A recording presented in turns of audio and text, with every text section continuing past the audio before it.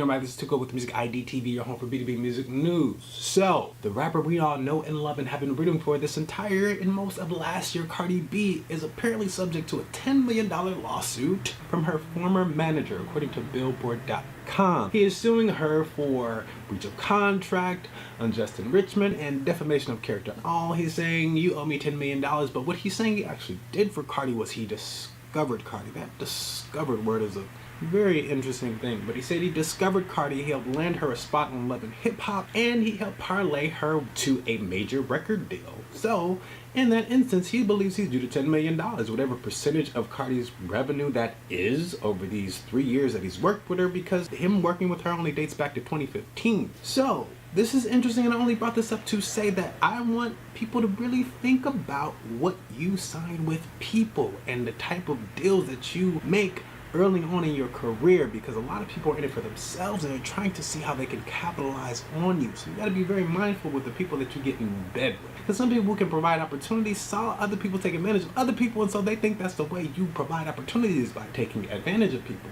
Not to say he's taking advantage of her. I can't say that this is ridiculous because I don't know all that what he's done for her, but I will say $10 million is a bit damn ridiculous, because at the end of the day, 3 years, $10 million, and Cardi B has actually been working on her own social media platforms, which has been fueling her career, in which I don't know that you have anything to do with her Instagram account. So that's one thing to say. It's almost saying you're responsible for the rise of Cardi B, and a lot of people like to take that ownership, but it's not a real thing. I kind of wanted to tell a story about this because I feel like most of people may go through this potentially. When I was about 13 or 14 years old, I met a guy where he had a recording studio in his house, and so he lived up the street from my school, and so I would go to his house and record songs, and I thought I was a pretty good songwriter. He did too, and he felt like it was time to put something under contract or so after recording about 4 or 5 songs, because he wanted to chop those songs. And so I'm like, oh, okay, I guess so. So then we have a sit-down meeting with my mom, my dad, and me, and him, and he goes on to say what the deal would be. He has a contract there, so we're sitting there, we're looking at the contract. I read over the contract,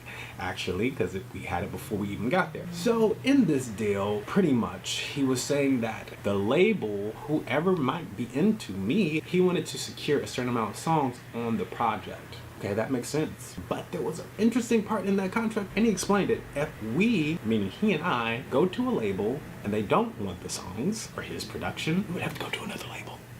Now, why would I sit there and allow my career to be contingent upon whether or not somebody likes his production for a major record label release? So me, 13, 14 years old, I'm sitting there, I'm looking at my parents to say something like, say something, this is wrong.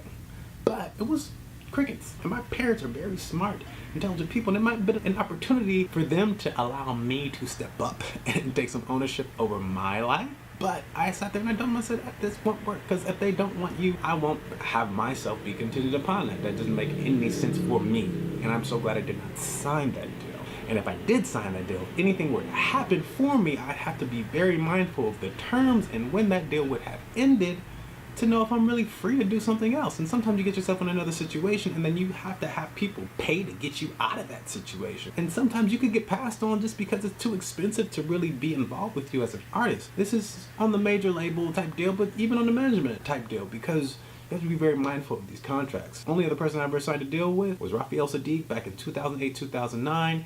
We did a competition several years later in which we had to be free agents. He said, you want your freedom?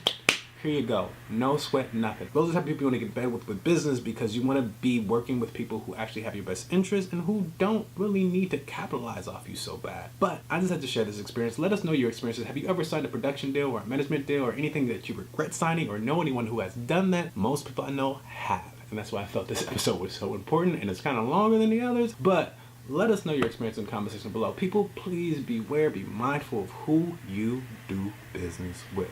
Beyond that, be sure to share with a friend, like and subscribe for more videos. Don't be afraid to hit the notification button so you can stay informed. We are currently posting 4 news videos per week. Join the sub people. Once again, my name is Tuko with Music ID TV on the Music News. Silent. I'm just trying to win, I'm tired of losing. Giving up ain't in my blood, I refuse it. Turn workers into bosses, start a movement, because we losing. I'm sick and tired of taking L. On the search for some new hustles, I can't be complacent.